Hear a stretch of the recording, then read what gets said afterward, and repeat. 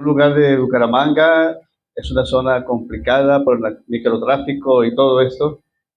Allí estamos trabajando con 170 niños, dándoles a ellos el Evangelio.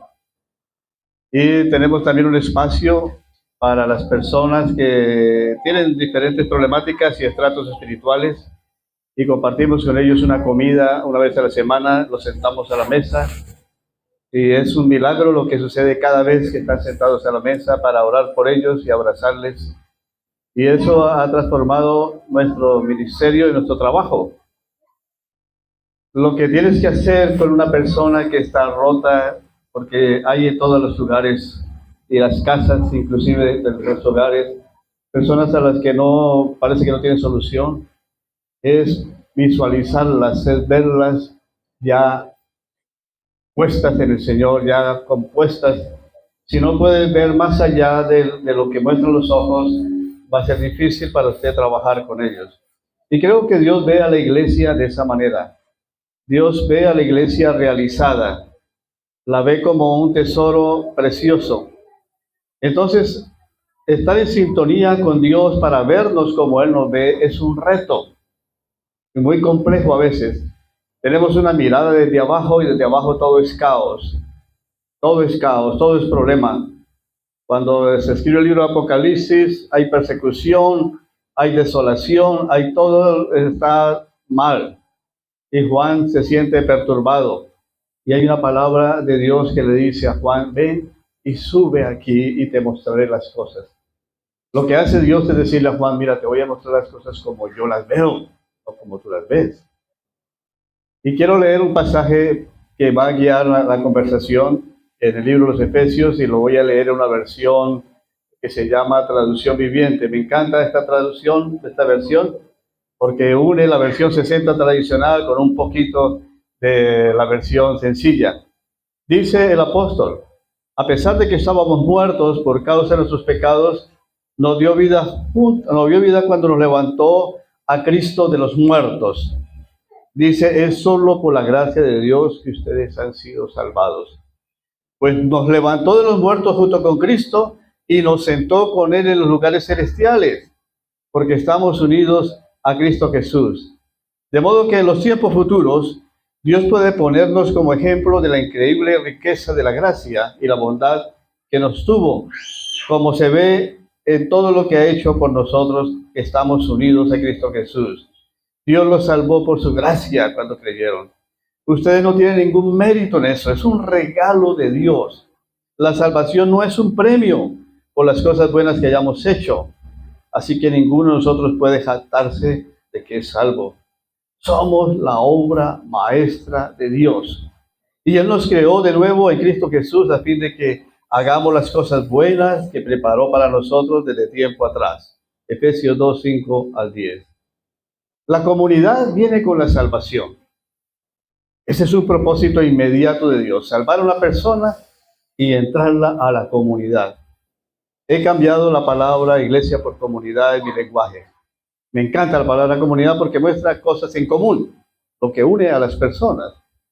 La iglesia es la sonrisa de Dios. Dios está sonriendo. No porque nos veamos bonitos hoy en la mesa y todo esto, sino porque ve en cada uno de nosotros un proyecto.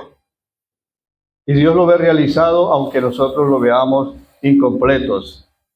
Este es el momento en que el apóstol Pedro diría, Señor, hagamos 3 enramadas y vivamos bonito. Y Jesús le dice, sí, lo vamos a hacer, pero primero voy a ir a la cruz. Y le pincha el globo a Pedro, porque a veces necesitamos que Dios desbarate un poquito nuestros proyectos de felicidad. No siempre la comunidad es lo que dice el Salmo, que el aceite que baja por la barba de Aarón hasta el borde de las vestiduras. La comunidad a veces es el lugar donde no quieres estar, pero tienes que estar. Es el lugar donde el ojo le dice a la mano, no te necesito, y la cabeza le dice a los pies, no me haces falta. Ha sido Dios quien ha puesto a las personas en la comunidad y este es un hecho que debe dirigir nuestra visión de comunidad. Es que la comunidad de Jesús es el claro ejemplo de lo que Dios tenía proyectado como iglesia más adelante. Cuando hablo de la comunidad de Jesús, hablo de los 12, y no solamente de los 12, sino de las mujeres que trabajaron en ese proyecto. Imagínense esto, que es un poco complejo y paradójico. Jesús pasa toda la noche orando al Padre por lo que él anhelaba de la comunidad. Ora Jesús al Padre toda la noche para que Dios le envíe los hombres que van a ser parte de ese proyecto, y mujeres también. Y Jesús lo agradece al final del ministerio diciéndole: Padre, he manifestado tu nombre a los hombres que del mundo me diste, tuyos eran y me los diste y han guardado tu nombre. Pero déjeme decirle que estos hombres que el Padre eligió no eran los mejores perfiles que esperaba ser. Antiguamente, cuando un maestro quería tener una escuela, los discípulos iban escogiendo al maestro. Pero en este caso, Jesús escoge a sus discípulos. Y uno dice: yo no sé cómo el Padre puede enviar en ese proyecto a un pescador maldiciente. Y cómo ese pescador en una crisis lo va a negar. ¿Cómo es posible que el Padre incluya en ese proyecto a dos hermanos impulsivos, que Jesús llamaría los hijos del trueno, y que en complicidad con la madre, ellos quieren apoderarse de los mejores puestos en el reino? ¿Cómo es que Dios escoge para Jesús a un celote? Es un revoltoso, es un guerrillero del tiempo, y lo mete allí. ¿Cómo es posible que el Padre envíe en ese proyecto a un publicano que tiene mala reputación, un estafador que cobra para Roma los impuestos del pueblo? ¿Y qué decir de Judas, no? Un ladrón que le metía la mano a la ofrenda todo el tiempo. Y nunca había plata en la ofrenda. Judas se la robaba. Y esa es la realidad. Y Jesús estaba allí sabiendo todas estas cosas. Esos hombres fueron escogidos para seguir a Dios. La comunidad es un proyecto del Padre. Toca a tu hermano o tu hermana que está al lado. Tócalo. Eso. Tu hermano y tu hermana es un elegido del Padre para este proyecto. Dios nos ha traído y nos ha escogido. Y no es que seamos la comunidad bella y perfecta, es que cuando uno ve esa gama de personas allí siguiendo a Jesús, dice uno: ¿qué puede salir de eso? Puedes meterles una bolsa y revolverle a ver qué sale. Pero problemas, eran problemas. ¿Ustedes creen que ellos pasaban todo el tiempo cantando himnos y haciendo devocionales y nada? Era una pugna tremenda de poder, de mezquindad. Pero ese era el proyecto emocionante, un proyecto redentor que vendría a ser una realidad. Jesús estaba allí. Jesús tiene mucha paciencia, como la tiene con nosotros. En un momento dice: ¿hasta cuándo lo voy a soportar? Les dice a los discípulos: ¿hasta cuándo lo voy a soportar? Pero sin embargo, los ama. Pero es en ese proyecto donde Pedro aprende que no solamente son 7 veces las que debe perdonar, sino siempre estar perdonando. Es justo ahí donde los hijos del trueno, Santiago y Juan, aprenden a ser siervos y entienden que es mejor siervo que ser poderoso. Y es allí donde las mujeres celebran la acogida de dejar de ser invisibles al mundo y tienen a ser parte de un proyecto de Jesús. La dignidad que Jesús entrega a la mujer es algo bellísimo, si usted lee la historia. Pero la iglesia es el crisol donde en cada historia que cada uno trae, con caracteres tan difíciles que tenemos, llevamos demasiadas aristas que se rozan entre nosotros, pero ese es el proyecto de Dios. La gente a veces le molesta a las comunidades cristianas. ¿Saben por qué? Porque parecemos todos tan bonitos y como que todos nos queremos, pero ellos no saben que una vez salimos de aquí hay soledad. La iglesia es una soledad que comparte por un momento una compañía y adoración. lo que llevamos a casa, hermanos, es lo más complejo que puede existir dentro de la redención. Hay un halago que no quiero dejar pasar de Jesús. El primer halago que tenemos de Dios es que Él quiso hacerse hombre. Imagínense eso. No tenía por qué hacerlo. Es un halago que Dios quiera vivir nuestras vidas. Pero Él dice, por lo tanto Jesús, lo que Él hace, nos hace santos, Él nos ha hecho santos. Dice, tenemos el mismo Padre. Jesús no se avergüenza de llamarnos a nosotros hermanos. El mundo afuera tiene sed de comunidad, una sed de pertenecer a algo que sea sincero, porque está cansada de tanta hipocresía. Todas las organizaciones quieren mostrar una fachada y la gente afuera quiere pertenecer a algo en donde pueda realizar su vida. Hay un anhelo, hermanos, de que las cosas se concreten, que las cosas dejen de ser palabras, dejen de ser ideas bonitas, porque lo primero que hace Dios al concretar todo el proyecto es el verbo se hizo ¿qué? Se hizo carne. Esto es muy profundo. Un hombre en el pretorio, allí el lugar donde juzgaban a los reos y también tenían las reuniones los poderosos, a un hombre en la penumbra con un rostro ensangrentado, mira a Pedro, que lo está negando con amor. Jesús mira con amor a ese hombre. Mientras este hombre está negando, Jesús lo está viendo. Y luego resucitado Jesús le dice a ese mismo hombre, mira, te encomiendo la comunidad. Pastorea las ovejas. Si Pedro no pudo cambiar con esa expresión de Jesús, ¿qué más podría cambiarlo? Jesús concreta el perdón. No habla solo del perdón. Jesús todo lo que dice lo hace. Por eso era el gran maestro. No era como los fariseos que decían pero no hacían nada. Eso diferenciaba a Jesús. Jesús encarnaba todo lo que decía. Era creíble. Y estos dos que estaban allí en la pugna de buscar poder, Jacobo y Juan, a Jesús le dice, les voy a decir que es de siervos, y toma el hebrillo para lavar los pies de ellos. Esto es algo que le eriza a uno la piel.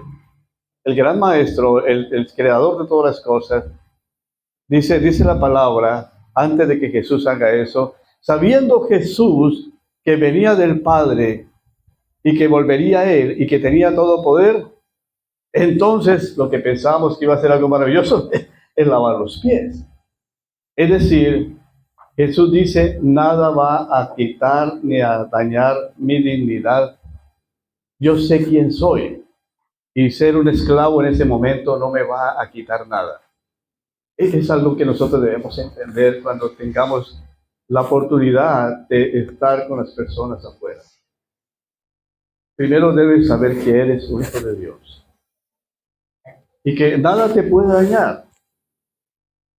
Fue muy complicado ese proceso de recibir a otros en la calle y Dios me ha bendecido a través de esas personas, me ha hablado a través de esas personas que nadie quiere tocar ni oler y poder abrazarlos e incluirlos dentro de la dignidad, que ellos puedan permitirse dejar de comer la algarroba para entrar en sí. Tienes que ir a ellos. Ellos no van a venir a la iglesia. Ven a la iglesia tan perfecta y tan bonita y tan limpia y tan santa que no quieren entrar. Entonces tenemos que salir y estar allí en donde Dios está. Tal vez no todos tengan la misma vocación, no te preocupes, porque no es un llamado a todos. Pero el llamado es que aquellos que tienen que ir al terreno, al lodazal, y puedan tener contacto con ellos y los traigan, la iglesia pueda recibirlos y amarlos. Son diferentes misiones que Dios te va a dar. Aún no lo sabes quizás, pero Dios está trabajando en tu vida y cuando se despierte eso, pues bueno, empezará a ver la gloria de Dios en las comunidades. Las iglesias deben dejar de ser lugares bonitos de reunión. Eso está ya pasado. El mundo ha cambiado y las generaciones están cambiando y nos gritan afuera, necesitamos de ustedes, porque todo está quebrado. Hemos estado entre familias que ni siquiera conocen qué es una Biblia y crean que lo estoy mintiendo. Y cuando esas personas les empiezas a hablar el Evangelio, la novedad del Evangelio, es como en el primer siglo. Después de toda esa comida que hacemos en la tarde, ellos vienen y les hablo el Evangelio. No les saco la Biblia porque ni siquiera saben leer algunos. Hemos comprobado, no saben leer. Entonces, narrar, por ejemplo, una parábola, para ellos es fascinante. Es un cuento nuevo, una historia nueva. Entonces, si la lees en la versión 60, ellos quedan perdidos. Tienes que ponerte en el lenguaje actual para que ellos puedan apreciar la palabra. Los hijos del trueno que querían desatar el fuego del cielo porque no escucharon a Jesús en una ocasión. Señor, siquiera hacemos descender fuego del cielo y que los queme, porque no te escuchan a ti. Y Jesús le dice a estos dos, mira, yo no he venido a eso, he venido a salvar al hombre y a dar mi vida por ellos. No nos gusta la sociedad, yo sé.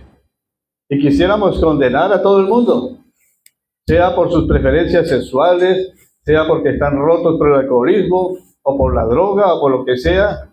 Quisiéramos recluirlos y meterlos en un lugar en el mundo y esconderlos, y que allí Dios se haga derrame su ira sobre ellos.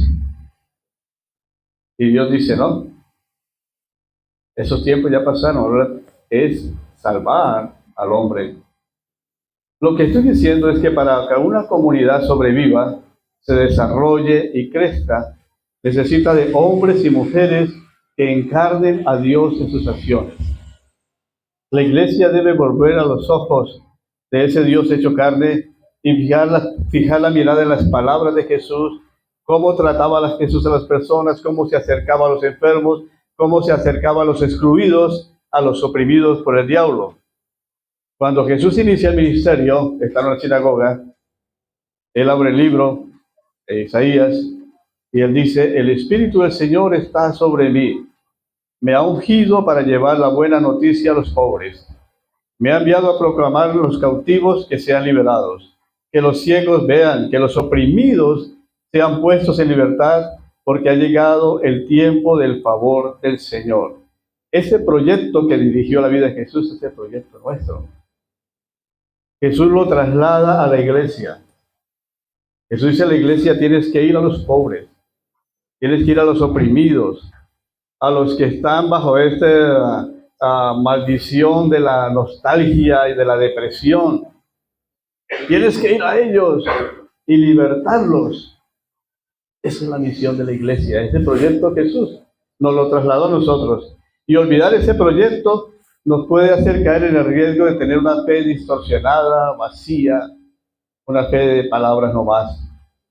Y muchos creyentes que se dejan embriagar por ambientes religiosos, ambientes que producen seguridad, emotividad, como si Dios habitara solamente en las experiencias del momento, en las emociones, en la avaricia de la religión, tomando a Dios como un prestamista. Señor, yo te doy, pero yo veré. Aquí te doy esto, Señor. Señor, te entrego esto, pero yo espero otra cosa de ti. De nada sirven todas esas experiencias, y quizás ustedes las han vivido. Yo vengo de un ambiente también distorsionado, hace 40 años, en donde estaba siguiendo doctrinas, distorsionado completamente, buscando la emoción, el poder y todo esto. Y luego llegaba a casa con resentimientos, con amarguras, con proyectos de venganza, quejándome. Y yo decía, quiero volver otra vez a la reunión porque es como una droga. La reunión a veces puede ser una droga para escapar. Aquí nos sentimos bien, nos sentimos bonitos, hay alabanza, hay cena, cantamos harto, nos distraemos, hacemos una especie de aeróbico espiritual. Pero en casa, ¿quiénes somos? No podemos llevar este lugar a la casa, tenemos que vivir a Dios en nuestra casa. Entonces, La vida espiritual es algo que se concreta haciendo a Jesús real. Dios se encarna otra vez. No solamente se encarnó en Jesús, sino se quiere encarnar en ti. Por eso el apóstol Pablo llegó a decir, ya no vivo yo. ¿Qué sigue? Vive Cristo en mí, en mis complejidades, en mis vacíos, en mis límites, en mis compulsiones. Pero Cristo vive en mí. Y eso que puedo apreciar con lucidez espiritual de Cristo es lo que debo concretar en mi vida con mi vecino. ¿Eres el vecino a quien evitan? ¿O eres el vecino a quien acoge? ¿Eres el vecino que le echa agua a los niños porque se acercan a la casa? ¿Que siempre está gritando y quejándose? ¿Cómo lo vas a traer? ¿Qué prestigio tienes en medio de esa pequeña comunidad en la que vives? ¿Quién eres? Podemos escondernos detrás de la iglesia, pero Jesús dice, no puedes esconder tu vida. Es una luz que tiene que ponerse encima de un lugar para que alumbre a otros. Eres una persona preciosa para Dios. El hecho de que Dios te haya puesto en medio de la comunidad es porque Dios te ve realizado. Mire, hay un pasaje que decimos siempre que alguien se bautizó, el que está en Cristo, ¿qué? Nueva criatura es, las cosas viejas pasaron, todas son hechas nuevas, y yo no las veo a veces así. Las cosas viejas todavía me persiguen, todavía lucho con pensamientos, con crisis de mi pasado, pero entonces el versículo, ¿por qué dice así? Es porque ese versículo es como Dios me ve a mí. Si lees el pasaje es una versión de Dios, no de nosotros. Él dice, el que está en Cristo es una nueva criatura para Dios. Ya nos ve realizados, amados hermanos. Hay muchas orientaciones, o más bien, hay muchas maneras en que las iglesias expresan a Dios, porque Dios tiene una multiforme gracia. Y quiero proponerles una, yo no sé si esa sea la que pueda la iglesia tomar aquí en la Atalaya, o puede ser otra, Dios les dirigirá, porque Dios les conoce y sabe la necesidad que hay afuera. Pero quiero decirles brevemente que hay una propuesta de la compasión. Aprender compasión es algo que requiere mucho de sentimiento, de sentir al otro, el dolor que el otro tiene. La gente vive huérfana de ejemplos creíbles, les dije yo. Jesús dice que vio a la gente que no tiene, como ovejas que no tienen ¿qué? Pastor. Jesús las vio así, desorientadas, con demasiadas ideas y propuestas como hoy hay ahora. Hay una especie de ateísmo que está ahora en el mundo contra Dios, pero ese ateísmo contra Dios es culpa de nosotros. Dios no se ha escondido, Dios no se ha ocultado, Dios está activo, pero nosotros de alguna manera estamos creando una especie de ateos porque mal representamos a Dios y cuando la gente escucha de la iglesia, es un problema que hay una reacción así. Hipócritas dicen, no hacen, se creen superiores, etc. Entonces nosotros somos parte de ese tipo de idea que la gente tiene. La compasión, hermano, no es sentir lástima por otros, no es eso. Tampoco la compasión es hacer proyectos de influencer. Es decir, que vamos a desarrollar hoy una obra y luego dejamos esa buena obra, no la continuamos, no la hacemos parte de nuestra tarea, sino simplemente algo. Les confieso algo que me molesta un poco con el trabajo que hacemos. Es un trabajo que Dios nos ha permitido continuo. A veces se logran cosas, a veces no. Y hay hermanos que dicen, hermanos, yo quiero estar con ustedes porque quiero hacer una buena obra. Hágala en su casa. Hágala con su vecino. Entonces la iglesia dice, vamos a hacer una buena obra, vamos a trabajar con los ancianos. Y visitan el ancianato una vez y se olvidan de los ancianos. O vamos a trabajar con los niños. Entonces les llevamos unos juguetes y luego los dejamos sin comer. Y nos olvidamos que son niños carentes de instrucción y de valores. Entonces el proyecto de la compasión tiene que ver con tomar el dolor de los otros, llorar con el que llora y estar cerca del sufrimiento del otro sin que ese sufrimiento me destruya a mí. Porque ese es un trabajo también de cómo tener unos límites cuando estás con la persona que está sufriendo. Y les doy un ejemplo de unas malas prácticas de acompañar el sufrimiento. Alguien viene, te acerca y te cuenta la historia. Y luego, ¿sabes cómo le decimos? Ah, eso no es nada. Supiera lo que yo he sufrido. Y empiezas a echar tu rollo. No se trata de ti, se trata de él. Guarda lo que sufres. Aprende a vendar tu herida mientras estás con otro. Y luego a solas puedes desenvolverla y tratarla con Dios. Entonces, cuando interrumpimos la historia del otro que está llorando contigo para ponerte tú de víctima, has hecho a perder todo el momento. Aprende a oír, a escuchar, a sentir en el otro el dolor. Tú no puedes repararlo, es cierto, pero a veces la gente no quiere nuestro alimento, la gente no quiere nuestra ropa usada, la gente quiere ser oída porque hay una soledad profunda en el mundo, una soledad tremenda, aún en las parejas que viven de por años. Hay algo que no puede tocar otra persona, pero Dios sí puede. Pero tú eres de alguna manera ese puente. Hay una desesperación cada día. La iglesia compasiva es un puente de bendiciones tremendas. Dios está feliz porque es la manera como el puente se abre, la oportunidad se abre para que Dios pueda actuar.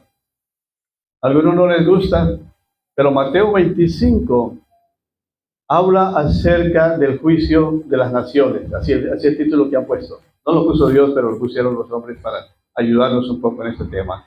Y dice que en el día final, no te juzgarán por la doctrina que aplicas si dices que eres.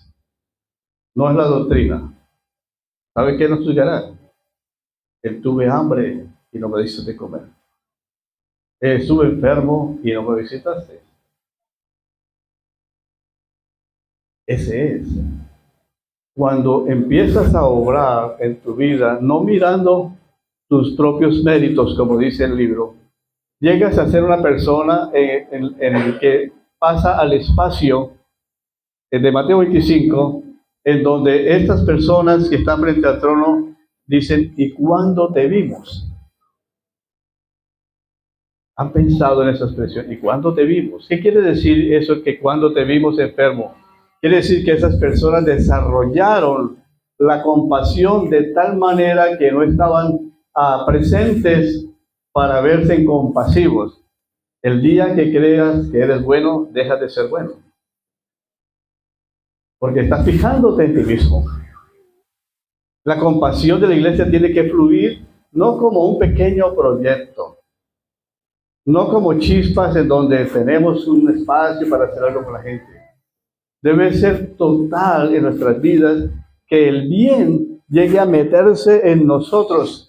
Que cuando alguien te pida, no te pongas a pensar si lo va a usar para la droga, si lo va a usar para una cosa, para lo otro.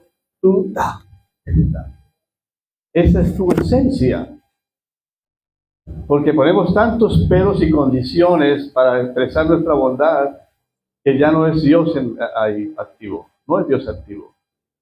Solamente miremos a Dios cómo nos soporta, cómo nos aguanta, cómo cada día nos da a pesar de que nosotros somos infieles y desagradecidos. Y Dios sigue fluyendo, fluyendo, fluyendo.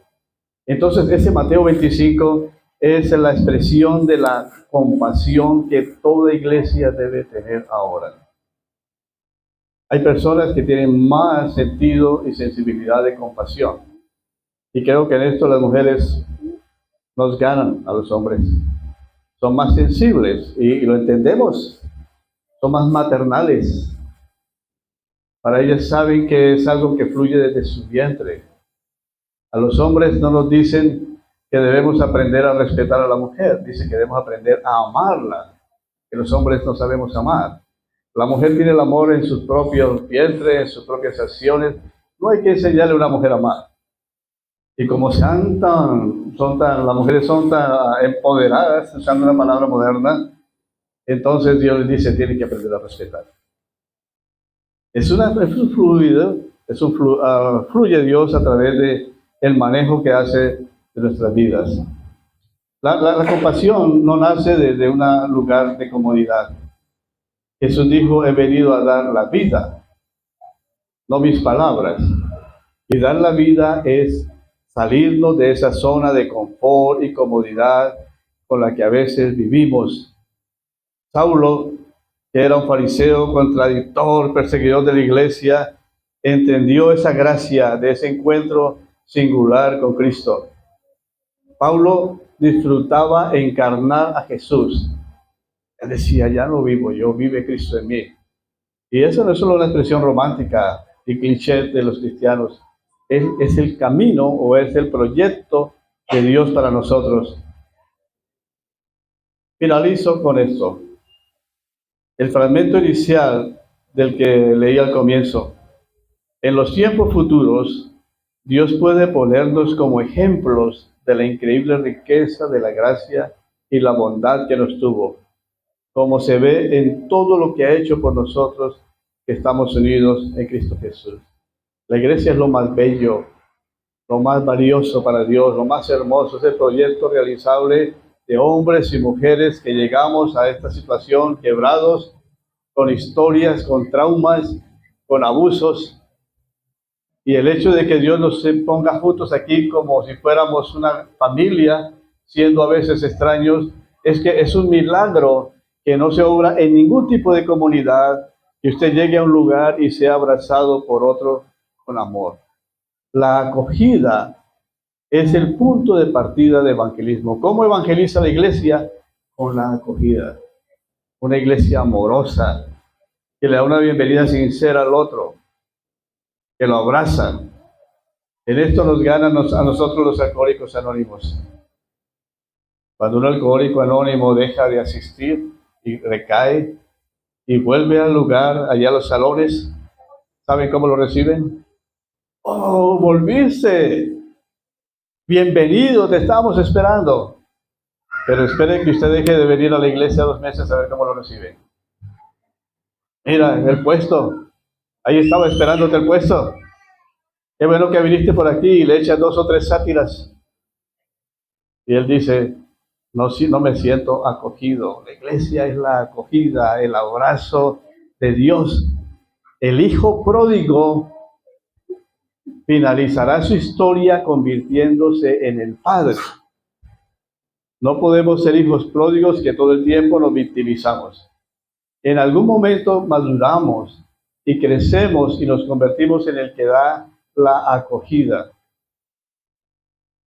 El tesoro está en sus manos. Aunque nuestras vasijas son de barro, hay un tesoro y es Cristo en sus vidas. Ver la gloria de Dios en alguien que aún no se ha convertido es un reto. Verlo realizado como Dios lo ve realizado. De esa manera no habrán discusiones ni peleas entre nosotros. Porque vemos al hermano, a pesar de las dificultades y los caracteres tan diferentes, lo vemos parte de algo que está en nuestro interior, en nuestro corazón. Es mi hermano. No lo he escogido yo, lo escogió Dios. Imagínense donde nos escogiéramos. Tendríamos solamente un círculo de nosotros que nos gustaba. Pero Dios dice, no lo decides tú, yo lo decido. Y pondré allí a aquel que va a ser el que va a tener la escuela de paciencia para la iglesia por años. A aquel que de alguna forma va a mostrarnos cuál es el perdón, que una vez se vuelve, que una vez regresa, que trae sus problemas y sus conflictos, pero estamos aquí para ejercitar todo eso. La iglesia es el gimnasio de Dios para poder vivir afuera en el mundo, amados hermanos. Y quería compartir eso brevemente. La comunidad es tener algo en común. Dios ha de dirigir la iglesia, porque hay muchas necesidades en todos los lugares. Que Dios les dé la visión de buscar la compasión, es una sugerencia. Si no es la compasión, que se convierta en otro tipo de virtud de Jesús, porque nadie ha tocado las virtudes de Jesús hasta el tope, solo Él. Nosotros apenas tocamos los bordes de las virtudes, no más. O si no, hablamos del agradecimiento, decimos que damos para que el otro no nos agradezca, pero cuando el otro no agradece, decimos que es agradecido es. Todas las virtudes tienen una gama de cosas. No hemos tocado todavía eso, pero ¿saben qué? El germen, la semilla de todo el carácter de Jesús está en su vida. No es algo que se logra a través de ciertas etapas. Soy un convencido que cuando Dios pone el Espíritu Santo en una persona, pone todo el depósito. Y que nuestra tarea es como deshojar, hasta que aparezca el punto de la virtud. Y esa es la tarea que tenemos. Vamos a orar, ¿o qué vamos a hacer? Ya acabé. Ya. Ya. Muy bien, excelente, gloria a Dios.